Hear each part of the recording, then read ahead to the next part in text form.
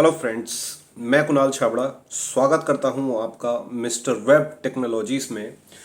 दोस्तों, आज बात करेंगे हम बेसिकली सीक्रेट ऑफ सेल्स के बारे में। दोस्तों, मेरे पास बहुत सारे ऐसे कमेंट्स आते हैं और उसमें वो पूछते हैं, इवन मेरे पास कॉल्स भी आती हैं जिसमें वो मुझसे पूछते हैं कि सर, हम ये काम तो कर लेते हैं, ये सेल बेसिकली प्रोडक्ट तो बना लेते हैं या हम वेबसाइट्स तो बना लेते हैं, लेकिन हम उनको सेल नहीं कर सकते, हमसे सेल नहीं हो पाता। इवन मेरा भी एक कोई जानकार है, वो भी मुझे कहता है कि सर मैं सेल नहीं कर सकता हूँ। तो आज की जो ये वीडियो है खास तौर से उन वेब डिज़ाइनर्स जो या किसी भी फील्ड की जो सेल्स में है, ये वीडियो सिर्फ मैं उन लोगों के लिए बना रहा हूँ जो कि सेल्स लाइन में है। ठीक है, तो बेसिकली आप लोग जब भी सेल्स में जाते हैं तो नॉर्मली होता क्या है कि अगर हमारी कोई प्रोडक्ट लाइन है या हमारी कोई सर्विस लाइन है तो हम उसको बेसिक कस्टमर के सामने पिच करने लग जाते हैं। और जैसे ही हम उससे 1-to-1 एक मीटिंग करते हैं तो उस 1-to-1 मीटिंग के अंदर हम उसको अपना प्लान बताने लग जाते हैं, उसको हम अपनी सर्विस बताने लग जाते हैं या उसको हम अपनी प्रोडक्ट की लाइन बताने लग जाते हैं। अगर मैं अपनी बात करूं तो मैं जब भी कस्टमर से मिलता हूं तो मैं कभी भी अपनी सर्विस के बारे में डायरेक्ट उससे बात नहीं करता। मतलब मैं सबसे पहले एज ए अपने आप को सेल्समैन प्रेजेंट नहीं करता, मैं एज ए कंसल्टेंट प्रेजेंट करता हूँ कि मैं आपके बिजनेस को समझने आया हूँ और आपके बिजनेस में अगर मेरी तरफ से आपको कोई फ़ायदा पहुँचता है, कुछ भी इन्वॉल्वमेंट अगर मेरी तरफ से आपके बिजनेस में फ़ायदेमंद होती है तो मैं वो कंसल्ट करता हूँ। मैं अगर किसी भी क्लाइंट के पास जाता हूँ तो सबसे पहले उससे अपने प्रोडक्ट या अपनी सर्विस की लाइन में उससे उसे बताने के चक्कर में सबसे पहले मैं उससे पूछता हूँ कि एग्जैक्टली किस टाइप से या किस तरीके का काम उसका चल रहा है। मतलब मैं डायरेक्ट पिच करने नहीं लग जाता हूँ, मैं सिंपल ही उससे पूछता हूँ। मेरी वेब डिज़ाइनिंग कंपनी है, अगर आप भी एक वेब डिज़ाइनिंग कंपनी है और आपके पास भी वेब डिज़ाइनर्स हैं या आप एक फ्रीलांसर हैं तो ये वीडियो आपके लिए बहुत फ़ायदेमंद होगी। इसको ध्यान से सुनना कि जब भी मैं किसी मीटिंग में जाता हूँ तो मीटिंग में जाने के बाद मैं डायरेक्ट सेल पिच नहीं करता। मैं हमेशा कस्टमर के पास एक रिलैक्स मूड से जाता हूँ। भले ही मेरे पास आगे 3 मीटिंग्स और होती हैं और मुझे पता है वो 3 मीटिंग मुझे करनी है, लेकिन मैं उस 3 मीटिंग को करने के चक्कर में मैं वो पहली मीटिंग खराब नहीं करता। उस पहली मीटिंग में मैं बिल्कुल रिलैक्स होके उसके पास बैठता हूँ और रिलैक्स होके उससे एक 1-to-1 डिस्कशन करता हूँ, पिच नहीं करता।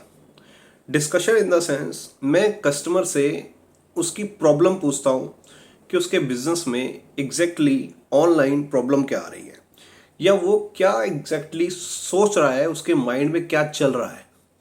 अब दोस्तों, एक बात सोचना कि इस इंडस्ट्री के अंदर या किसी भी इंडस्ट्री के अंदर बहुत सारे कॉम्पिटिटर हैं जिसने बहुत सारे ऐसे एम्प्लॉयज़ डाले हुए हैं कि वो सेल करने के लिए जा रहे हैं। अब हर किसी के पास कस्टमर आता है, लेकिन वो कस्टमर हर किसी के पास टिकता नहीं है। जरूरी नहीं है कि जो कस्टमर मेरे पास आ रहा है वो कस्टमर मेरे पास टिके।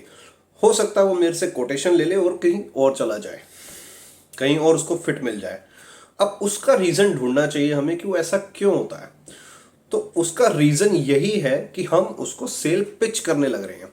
तो अगर मैं किसी कस्टमर के पास गया और उससे सिंपली सेल ना करने के इस इरादे से और इवनली उसके पास नॉर्मल बैठा और एक डिस्कशन करने लगा कि बताओ एग्जैक्टली आपके बिजनेस के अंदर किस तरीके से आप अपना बिजनेस ऑनलाइन रन कर रहे हैं।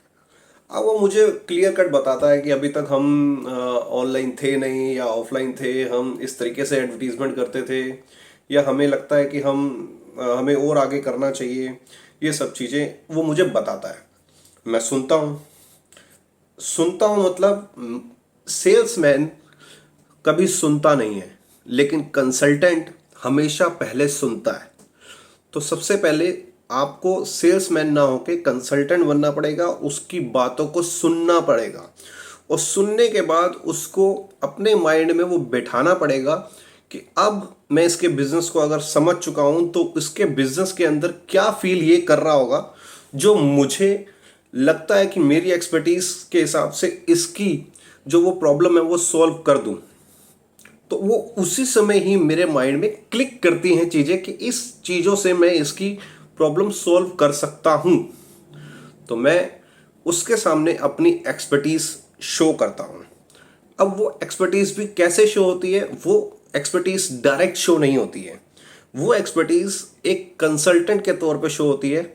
यानी कि मैं उसे सिंपली एक रिलेशन मेंटेन करके उसको एक राय देता हूं कि मैं 10 चीजें बेच रहा हूं, 10 चीजें बेच रहा हूं, लेकिन उन 10 की 10 चीजों को बेचने नहीं आया हूं।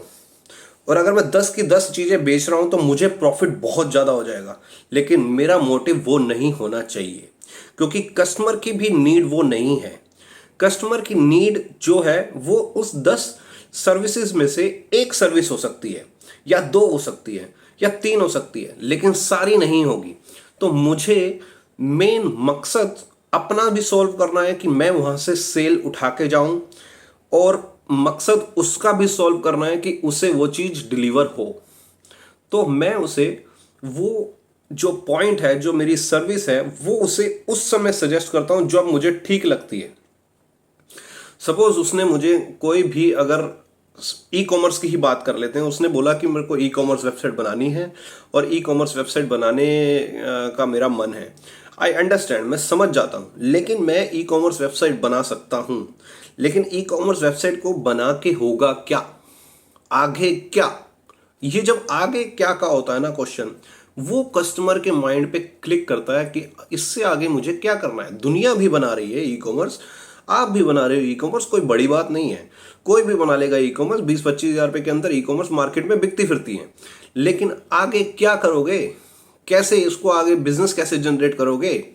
वो चीज प्रॉब्लम क्लिक करती है सामने वाले के, और उसके न्यूरो खुलने लगते हैं और वो पूछता है फिर कि आप बताओ कैसे इसको सेल करेंगे, कैसे बढ़ाएंगे, आप एक्सपर्ट हो, आप बताओ। वहां मेरी सेकंड सेल कन्वर्ट होने के चांसेस बढ़ जाते हैं। तो सबसे पहले मैंने उसकी बातों को सुना सुना सुना, उसके बाद मैंने उसको रिस्पॉन्ड किया कि भाई ये प्रॉब्लम हो सकती है। देन ये प्रॉब्लम होने के बाद हमने थोड़ा सा समय लिया और सोचा कि एग्जैक्टली इसको किस अमाउंट के अंदर फिट किया जाए ताकि इसको ये अमाउंट चुभे भी नहीं और उसको वो सेल मैं ही उठा सकूं। तो मैं हमेशा कस्टमर को स्टार्टिंग में नहीं देता बड़ा अमाउंट, मैं उसे हमेशा छोटा अमाउंट डिलीवर करता हूं ताकि वो मेरे पास आए। उसके बाद जब वो मेरी मल्टीपल सर्विस लेगा तो मेरा ऑब्वियसली बात है, जो मेरा मोटिव था वो सॉल्व होगा। लेकिन कस्टमर आना बहुत ज़रूरी होता है। कस्टमर पहली बार में सारा अमाउंट या सब कुछ आपको, सारी सर्विसेज आपको दे दे, ये जरूरी नहीं।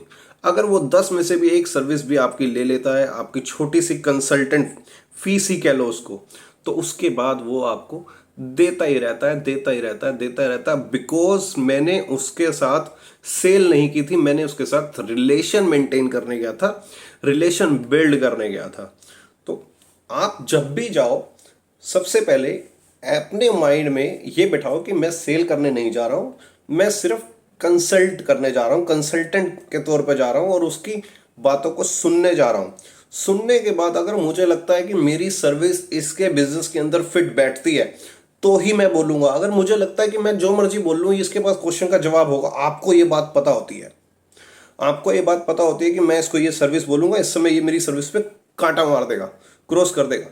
तो ये चीज़ें आपको अगर ये पता है तो डेफिनेटली आपकी सेल वहाँ नहीं उठेगी। और अगर आपको पता है कि ये सर्विस इसके बिजनेस में ये फिट बैठती है तो वो फट से हाँ कर देगा।